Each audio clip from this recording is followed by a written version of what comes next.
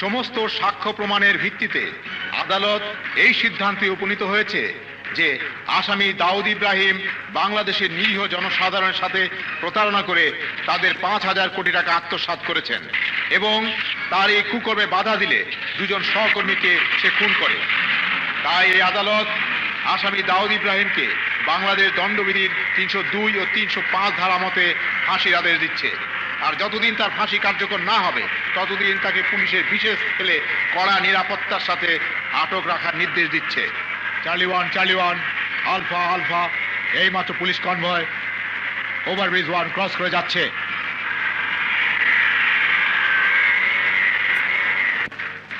সত্যি চমৎকার, বিখ্যাত জায়গা। আমার চিরদিনের শখ ছিল যদি কোনোদিন এই জেলের ভেতরটা দেখতে পারতাম। আল্লাহ কারো মনের ইচ্ছা অপূর্ণ রাখেন না। কারেক্ট। থ্যাংক ইউ জেলার। আশা করি আমরা বন্ধু হতে পারবো। প্লিজ।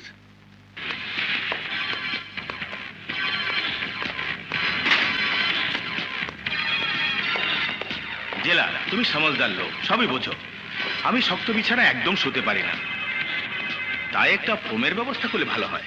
আর কিছু? ছেলের সাথে অ্যাটাচ বাথ থাকা চাই।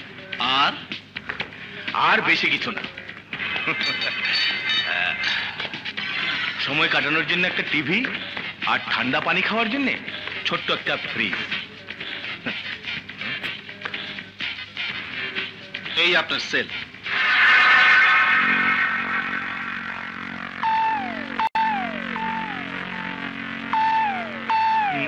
You must be jokey. এখানে আমি থাকবো কি করে? কেন? আপনি যা যা চাইছেন তার সবই তো এখানে আছে। ওই যে আপনার ফোমের বিছানা, এই আপনার ফ্রিজ, আপনার সুবিধার জন্য এমন একটা টিভির অ্যারেঞ্জ করেছি যাতে কোনো কারেন্টের প্রয়োজন হয় না। ওই যে আপনার টিভি, সর্বক্ষণ খোলা আকাশে বিচিত্র সব রঙের খেলা দেখা যায়। শোনো জেলার,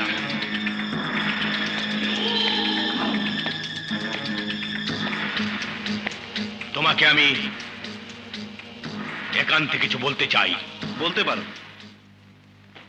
তুমি হয়তো জানো আমার নামে কি অভিযোগ। আমি নাকি 5,000 কোটি টাকা আত্মসাৎ করেছি। বোধহয় শুনেছি। কথাটা সত্যি। কি জেলার, এত টাকার কথা শুনেও তোমার কোনো পরিবর্তন হলো না? টাকা তোমার, আমার তাতে অবাক হবার কি আছে? আছে আছে, তুমি চাইলেই তার অর্ধেকটা পেতে পারো। মানে? 5,000 কোটি টাকার অর্ধেক 2,500 কোটি টাকা।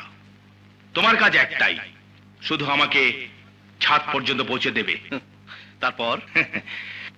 ছাদ থেকে হেলিকপ্টার করে বর্ডার পার হলেই অন্য দেশ। কি ভাবছো জেলার?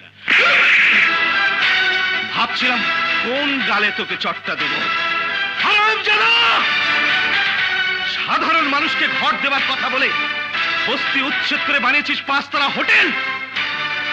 লক্ষ লক্ষ মানুষকে ফ্ল্যাট বাড়ি দেবার কথা বলে তাদের সর্বস্ব লুটে নিয়েছিস। আত্মসাৎ করেছিস 5,000 কোটি টাকা। কুত্তা, গরিবের রক্ত চোষা নরপিশাচ তুই। ওই পাপের টাকার ভাগ আমাকে দিবি আর আমি তা নেব, তা তুই ভাবলি কি করে? জেলার, তুই সৎ, কিন্তু সবাই তো আর তোর মতো না। এই টাকার জোরেই আমি তোর জেল থেকে পালাবো। অসম্ভব! আমার জেল থেকে কেউ পালায়নি, পালাতে পারবেও না। তোর ফাঁসি আগামী 22 অক্টোবর এখানেই হবে।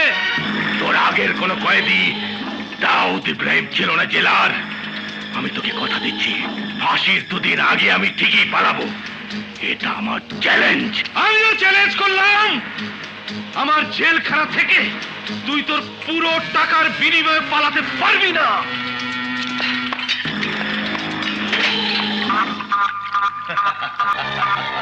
দাও দাও, ফুর্তি করো।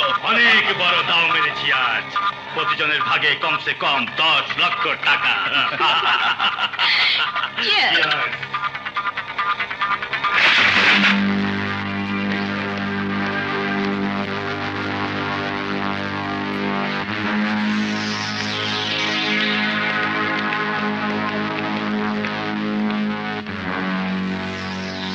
এর চেয়ে কয়েক গুণ বেশি টাকার মালিক তোমরা হতে পারো। কে তুই? টুন্ডা, কিং টুন্ডা, দাউদ ইব্রাহিমের একমাত্র ছোট ভাই। দাউদ? দাউদ ইব্রাহিম? দাউদ? ইয়েস, দাউদ। 5,000 কোটি টাকা আত্মসাৎ ও খুনের দায়ে তার ফাঁসির অর্ডার হয়েছে। তাকে ছাড়িয়ে আনার জন্য তেজাবকে আমি চাই। Money is no problem. 5,000 কোটি? অর্ধেক চাই, তেজাবকে পেয়ে যাবে।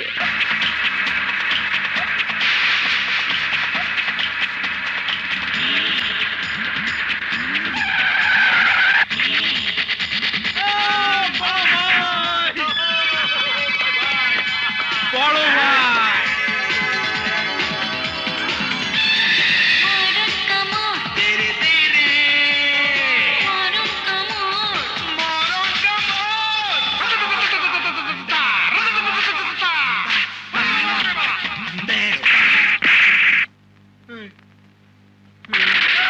মারলে কেন?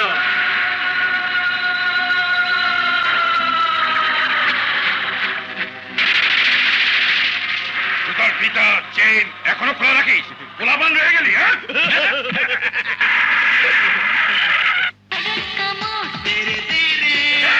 তাই না?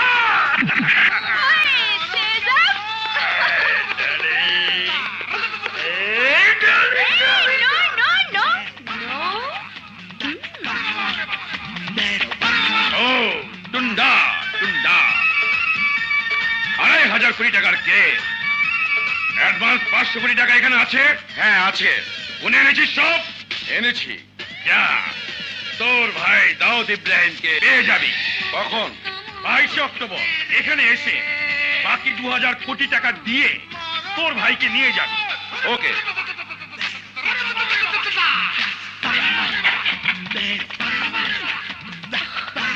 প্রথমত চাই জেলার রায়হানের ছবি।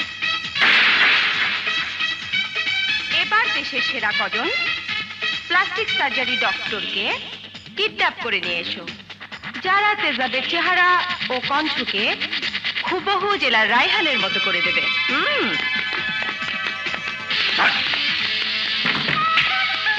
হ্যাঁ? ডক্টর সালিম, আমি তোমার পুরো গ্রুপটাকে কিডন্যাপ করলাম। অসম্ভব, এখানে অপারেশন চলছে। কে আপনি? বেরিয়ে যান, রোগীর অবস্থা খুব খারাপ। চল। অসম্ভব, আপনারা যা বলছেন তা আমাদের দিয়ে কখনো সম্ভব নয়। আমরা মানুষের চেহারা বিশেষ কোনো কারণে নষ্ট হলে তা ঠিক করি, কিন্তু স্বার্থ উদ্ধারের জন্য একজনের চেহারা আরেকজনের মতো করি না। ভেবে দেখো ডাক্তার, আমার চেহারা এমনিতেই জেলার লাইনের সাথে মোটামুটি মিলে যায়। যদি পুরোটা মিলাতে পারো তবে তুমি যত টাকা পাবে তা দিয়ে সারা জীবন বসে খেতে পারবে। বলো রাজি? না, আমরা কেউ জীবন থাকতে এই কাজ করব না। ডক্টর সেলিম, তুই রাজি কিনা বল। না, আমি তোমাদের কথা রাজি না। উনি ডাইনি, লোকটা মরে যাবে যে, ওকে ছেড়ে দে।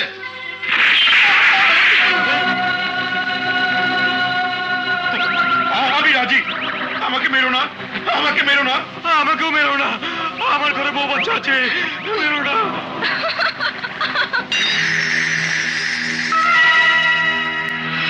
বল, তোদের ডিমান্ড বল।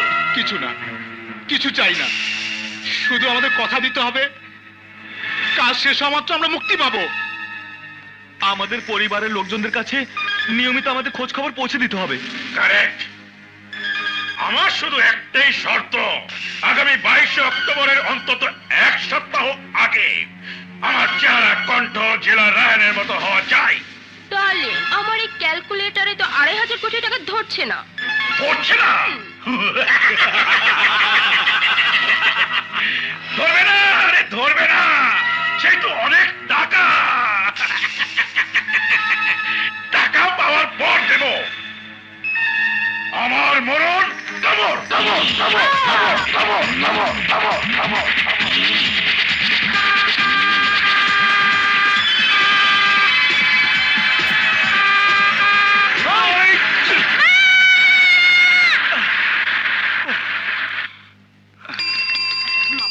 কিছু হয়নি তো? আপনি বুয়া না? এই সব বুয়া আয়া ঝিয়ের জন্য, এদের জন্য আজকাল রাস্তায় বাচ্চারা দুর্ঘটনার শিকার হয়, তাই না? ঠিক বলেছিস ভাইয়া। হ্যাঁ, বাবারা আপনারা আমার মাফ করে দেন। জানেন আপনারা কার বাচ্চা বাঁচাইছে? কার বাচ্চা? জেলার রাহেন সাহেবের বাচ্চা। হ্যাঁ? আপনারা ওনার সাথে না দেখা করে যাবেন না। কিরে, যাবি নাকি? চল চলো বাবা। চল। দুই ভাইকে যদি ফেরেশতার মতো না পাঠাতো, তাহলে আমি আমার সন্তানকে বুকে ফিরে পেতাম না। বয়সে তোমরা আমার ছোট ভাইয়ের মতো, তারপরেও বলবো তোমাদের কাছে আমি চিরদিনের জন্য ঋণী হয়ে গেলাম। না না, ঋণী হওয়ার কি আছে, আমরা আমাদের কর্তব্য পালন করেছি। আর সেই জন্যই তো এদেশে সবচাইতে আলোচিত স্বনামধন্য জেলার রায়হান সাহেবের সাথে বসে চা খাওয়া, গল্প করার সুযোগ পেয়েছি। আঙ্কেল, আজ কিন্তু আমার জন্মদিন। জন্মদিনের জন্য আমরা কিন্তু কোনো আয়োজন করিনি, এই আমরা নিজেরাই সব ব্যবস্থা করেছি। আমার জন্মদিনে কেক না খেয়ে কিন্তু যেতে দেব না। তোমার জন্মদিন যখন জেনেই গেছি, তখন তুমি না বললেও আমরা খেয়েই যাব, তাই না রে ভাইয়া? হ্যাঁ, কাটো মা। Happy birthday!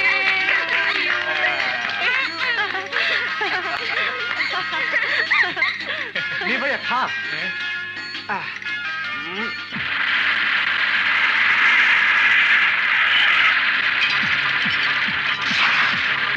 কি আপনারা কাকে চান?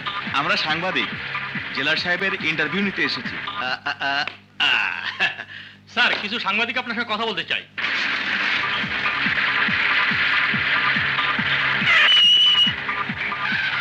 এই শুভক্ষণে ওরা যখন এসেছে, ওদের ভেতর নিয়ে আসি। তোমরা থাকো। হ্যাঁ, ওকে স্যার।